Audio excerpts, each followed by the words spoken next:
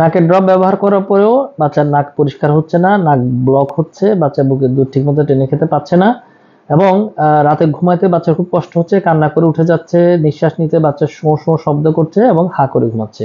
এমন সমস্যার কথা শীতকালে খুব বেশি শোনা যায় এবং এমন সমস্যায় বেশিরভাগ বাচ্চারা বা আক্রান্ত হয়ে থাকেন। তো এই সময় যে জিনিসটা করা লাগবে সেটা হচ্ছে নাকের ড্রপ, আপনাকে নরসল জাতীয় নাকের ড্রপ অথবা নর্মাল স্যালাইন জাতীয় নাকের ড্রপ অথবা লবণ পানি আপনি মিক্স করে যে নাকের ড্রপটি বানাচ্ছেন সেটা আপনি ঘন ঘন বাচ্চাকে দিবেন। আপনি দেওয়ার সময় একটু প্রেসার দিয়ে দিবেন যাতে হচ্ছে নাকটা ক্লিয়ার থাকে। অনেক সময় দেখা যায় যে নাক ময়লা বেশি জমে থাকলে কিন্তু অল্প 1 ফোঁটা বা 2 ফোঁটা বাইরে থেকে দিলে সেটা কিন্তু ভিতর দিক পরিষ্কার না করলে বাচ্চার নাকটা ক্লিয়ার হয় না। সেজন্য আপনি চেষ্টা করবেন হচ্ছে নরসল জাতীয় নাকের ড্রপ অথবা নরমাল স্যালাইন জাতীয় নাকের ড্রপ খুব একটু চাপ দিয়ে দিতে বাচ্চাকে, 1 নম্বর কথা।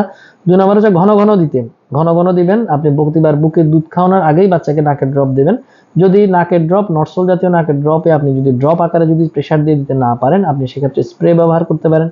স্প্রে যদি ব্যবহার করা হয় তাহলে কিন্তু দেখা যায় যে যেই প্রেসারে যে জায়গাটাতে ব্লক আছে নাকের সেই জায়গাটা ওপেন হয়ে যায় এবং দেখা যায় যে বাচ্চা ভালোভাবে নিঃশ্বাস নিতে পারে। তো এই জন্য বাচ্চাকে এই সময়টাতে যদি কোনো কারণে নরসল যদি ড্রপ দিয়ে আপনি সমাধান না পান তাহলে আপনি বিকল্প হিসেবে স্প্রে ব্যবহার করতে পারেন।